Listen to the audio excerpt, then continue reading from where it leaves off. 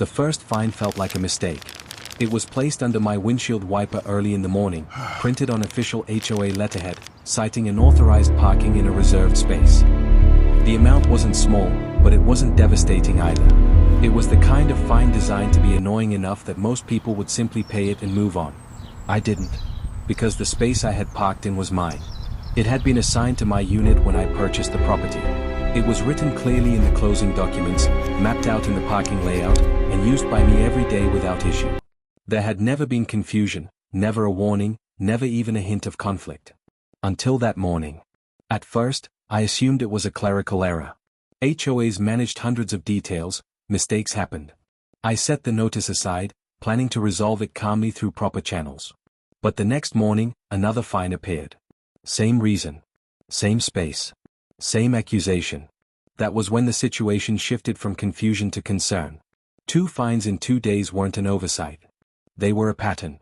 The parking lot itself was simple, rows of clearly marked spaces, each assigned to a specific unit. Residents had learned the system quickly.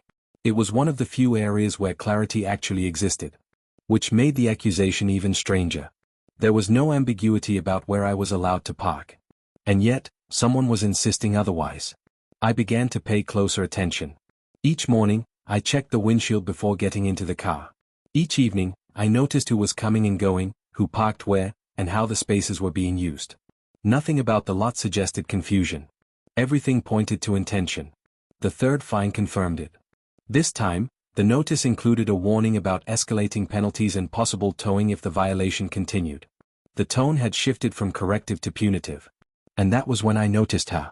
She stood at the edge of the lot, clipboard in hand, observing quietly. The HOA's most active board member.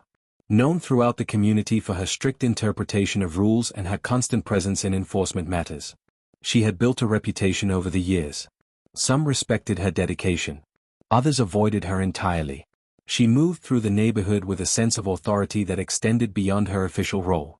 Parking violations, landscaping issues, minor infractions, nothing seemed to escape her attention. And now, her attention had turned toward me. The connection wasn't immediate, but it became clear quickly. A week earlier, I had attended an HOA meeting where parking regulations had been discussed. There had been a proposal to reassign certain spaces to optimize usage. The plan lacked detail, and the implications weren't clearly explained. I had asked questions. Simple ones. How would reassignment be determined? Would homeowners be notified formally? Would existing assignments be honored? The answers had been vague. The discussion moved on. But the moment lingered. Now, standing in the parking lot with another fine in hand, it felt less like coincidence.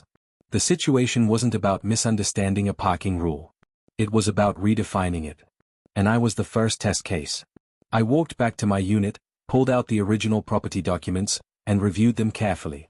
The parking space was clearly listed under my unit's allocation. There was no conditional language, no pending reassignment, no ambiguity. Legally, the space was mine. Which meant the fines had no basis. But logic and documentation don't always stop enforcement. Sometimes, enforcement comes first. And justification comes later. That realization marked the beginning of something much larger than a simple parking dispute. The fines didn't stop. Each day, another notice appeared, identical in format but growing in tone. What had begun as a minor inconvenience quickly turned into a systematic effort to enforce a claim that didn't align with documented ownership. The escalation wasn't random. It followed a pattern. And patterns reveal intent.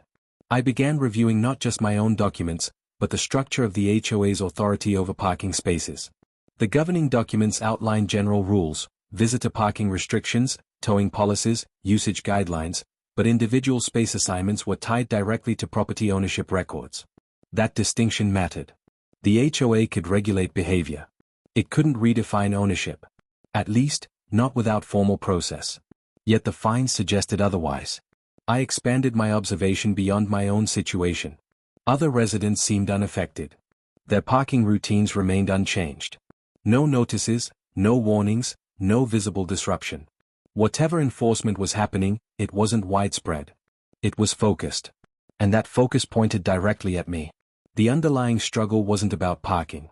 It was about control over interpretation. The board had proposed changes.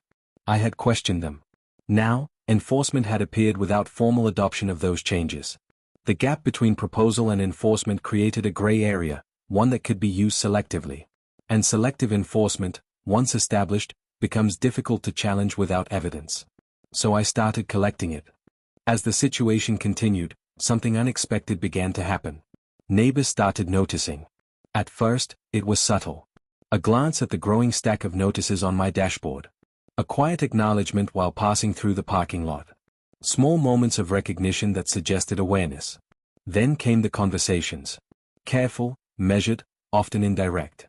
Others had experienced similar issues. Minor infractions escalated quickly, rules applied unevenly, enforcement that seemed tied more to individual attention than consistent policy. Each story added weight. Not outrage. Recognition. The emotional dynamic of the community began to shift. What had once been accepted as strict but fair enforcement now appeared less predictable. Less balanced. The parking space, once just a functional part of daily life, had become symbolic. Not because of its importance, but because of what it represented. If ownership could be questioned without process, then stability itself was uncertain. That realization connected people. Not loudly, but meaningfully. The situation escalated further when a towing warning was issued. This was no longer about fines. It was about removal of access.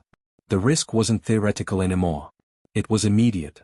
Instead of reacting defensively, I shifted focus. Documentation became structure. Every fine was logged. Every notice photographed. Every interaction recorded. Property documents were cross-referenced with HOA guidelines and county records. The timeline became clear. And clarity creates leverage. The issue was formally presented at the next HOA meeting, not as a complaint, but as a documented inconsistency between enforcement actions and property records.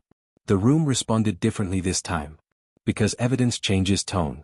What had once been a quiet dispute now stood as a visible contradiction. And contradictions demand explanation. The turning point came from property records.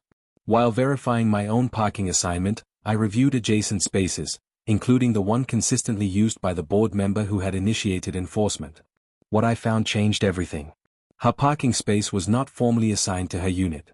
It was listed as a shared or unallocated space under community records. The implication was immediate.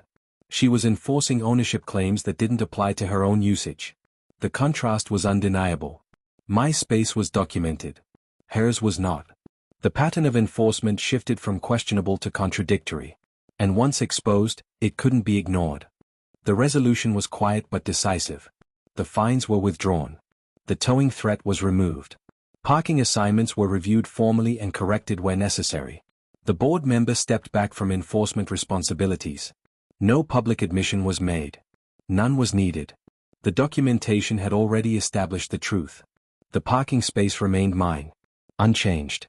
But its significance had evolved. It was no longer just a place to leave a car. It was a reminder that systems depend on consistency to maintain trust. And that accountability doesn't require confrontation. Only clarity. The neighborhood returned to its routine. But awareness remained. And that awareness ensured that rules would be applied more carefully moving forward. Because once inconsistency is exposed, it cannot return unnoticed. And sometimes, that is enough.